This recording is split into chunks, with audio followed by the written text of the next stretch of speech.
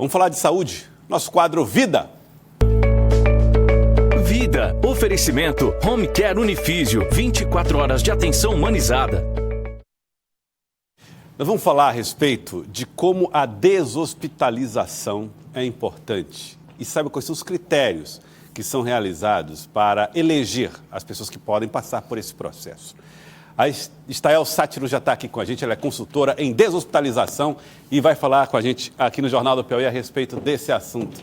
Estael, seja bem-vinda mais uma vez aqui ao Jornal do Piauí, um prazer recebê-la. Obrigada, Joelson. Boa tarde a todos que nos assistem. É um prazer estar aqui novamente com vocês. Bom, vamos falar um pouco sobre essa questão, deshospitalização. As pessoas passam por um processo de internação e em uma segunda etapa começam a construir essa ideia de sair do hospital. Seria, em resumo, isto? Exato. Que eu estou falando? É bem isso, explicou muito bem. Acho que a nossa última conversa fez muito sentido. Sim. Basicamente, o paciente, quando ele está num hospital geral, se alinha as expectativas, o gerenciamento desse cuidado, e aí sim, ele pode sair para uma outra instituição ou para a própria casa, que é o próprio home care.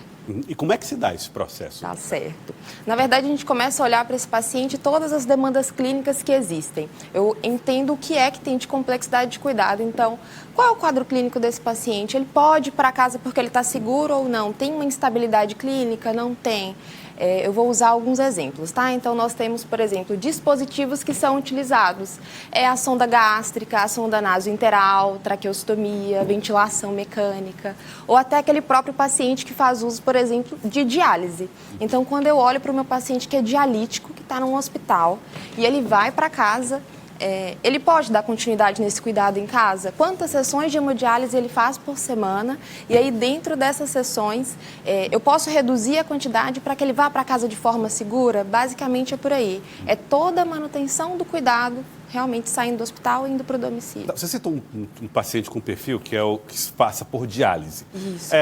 Existem casos em que eles podem sair, vamos dizer, de maneira disciplinada, apesar de um eventual quadro grave de saúde, e retornar para fazer esse tratamento e ficar nesse movimento saudável e seguro? Com certeza, e isso é super funcional. Eu preciso entender a quantidade, porque se é por exemplo, paciente que faz sessão de hemodiálise diária, talvez não seja o melhor momento, porque a gente entende que talvez exista uma instabilidade ali, que ela é maior. Mas se é um paciente que está mais estável, que faz menos diárias por semana, ele pode sim sair para casa e ir ou para a instituição ou até fazer no próprio domicílio, a depender da empresa que faz essa assistência. Bom, então nós estamos falando de home care. Home care, ele pode ser e precisa ser realizado de maneira muito segura. Qual o benefício que se percebe na recuperação dos pacientes no processo de home care? Começa pelo conforto. Você entender que você sair de um hospital, né, de uma instituição toda fechada, toda controlada, que tem maior risco ainda de infecção, de contaminação, e ir para a sua própria casa. Eu acho que o exercício é sempre pensar onde eu gostaria de estar. Eu gostaria de estar me reabilitando na minha casa, com a minha família próxima, sabendo que aqueles profissionais que estão ali me conhecem no dia a dia. E sempre é importante lembrar, sabe, Joelson, que depende de como o paciente está no momento. Certo. Porque se eu estou muito grave, não é o momento ideal. Mas se eu estou com a estabilidade, se eu já entendo o quadro, se eu tenho uma equipe boa e treinada, que é o que o home care tem, né? O home care ele oferece assistência 24 horas, a depender da sua condição clínica. Como é que se define o perfil dos profissionais que participarão desse cuidado em casa? Que é das partes assim que para mim mais interessam, né? O home, ele olha muito para a sua formação técnica, então basicamente boa parte desses profissionais tem que ter formação voltada para pacientes críticos, para garantir a estabilidade em caso de alguma intercorrência, obviamente, mas também para o perfil direcionado. Então, se eu tenho pacientes mais geriátricos, o meu público, né, de profissionais tem que ter alguma formação complementar nesse sentido.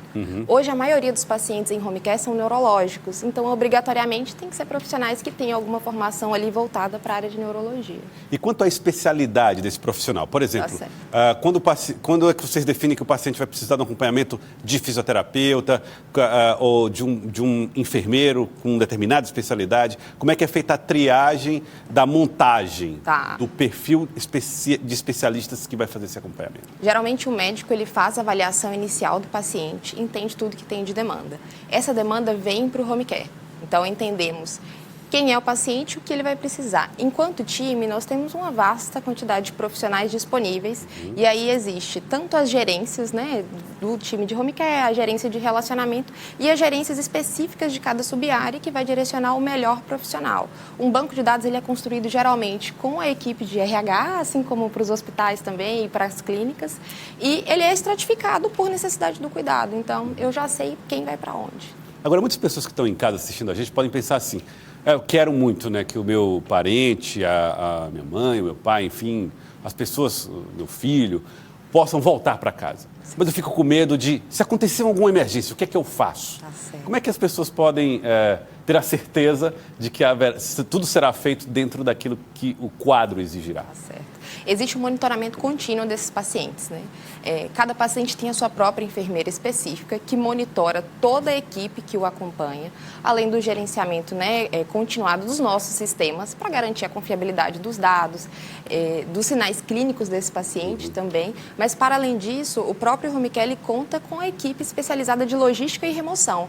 Então, a gente tem a remoção avançada, que é para paciente que está numa intercorrência mais grave, e a básica, que é para deslocamento para exames. Então, assim, existe todo um aparato e existem empresas também que não possuem esse serviço, mas que sublocam de outras instituições. Então, é sempre feito esse controle de planejamento, porque pensando que é um mecanismo de saúde voltado para quem já está no domicílio, essa logística ela já é construída antes da alta acontecer. E as pessoas sempre têm a ideia também de que é uma espécie de montagem de uma estrutura hospitalar em casa. É mais ou menos isso? Vai depender. Vai depender. Vai depender do teu grau de dependência e de mobilidade. Por exemplo, se você é uma pessoa que está 100% dependente, você tem uma lesão por pressão, vou chamar de SCARA, que é popularmente conhecido, que é extensa, a depender, você vai precisar de um colchão talvez pneumático, de uma cama hospitalar mais complexa, aí sim. Mas se você não tem uma demanda tão avançada de cuidado, você pode ter assistência em tempo reduzido e não vai ter que mudar o mobiliário da tua casa.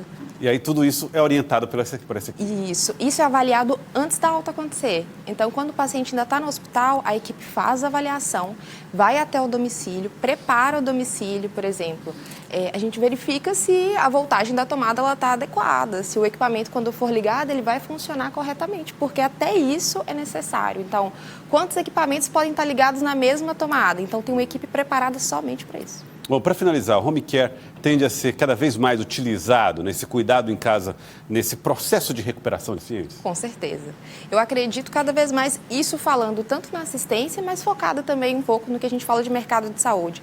Não vai ser factível nem funcional que os leitos hospitalares fiquem tão abarrotados. Então, a deshospitalização é necessária porque os adoecimentos crônicos, eles são maiores. À medida que a população vai envelhecendo, a gente tem que deshospitalizar. E preparar para casa é sempre muito importante. Obviamente, aqui a gente está falando sobre o tratamento após a doença, mas a gente fala muito também sobre prevenção.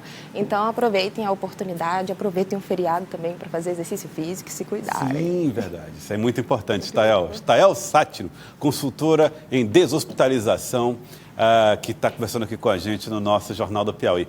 Sempre um prazer recebê-la, Stael. Prazer é todo meu. Boa tarde para vocês. Muito obrigado. Ótimo feriado para você. Para você também.